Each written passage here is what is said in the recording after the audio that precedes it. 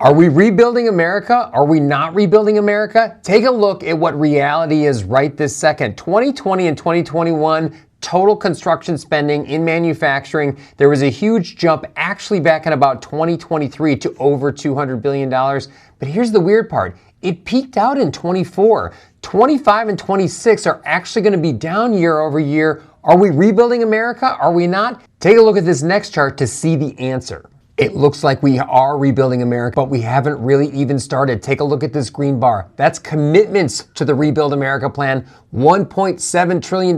Look at how it dwarfs and compares these blue bars. Now, the green is over several years. These blue bars are just 1 year. But as you can see, construction spending hasn't even happened yet. Let's take a look at why it is slowed into 2026, and it may pop in 27 and 28 going forward. Remember to take a look at our quarterly note and subscribe to it. We'll talk about this and things like this in longer form. We also do a short form daily note that's available to you. That both links are in the comments. Some of the crux of the Rebuild America theme is about building things here in the United States so we're not beholden to other countries. The big categories here, semiconductors, pharma, automotive, and defense. Hard to run an economy without these things. We need to build things here in the United States.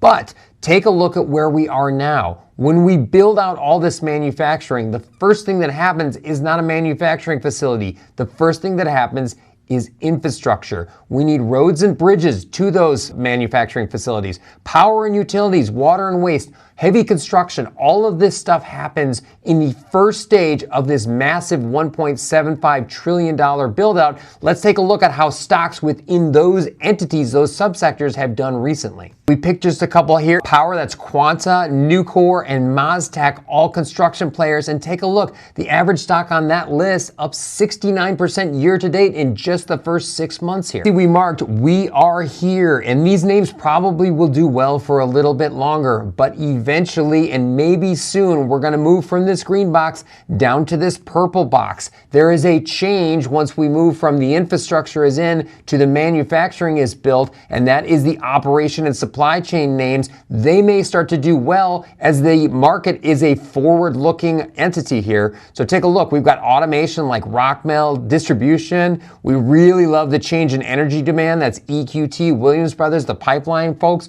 Let's take a look at some of those names and see how they've done compared to the 69% that the infrastructure names are up.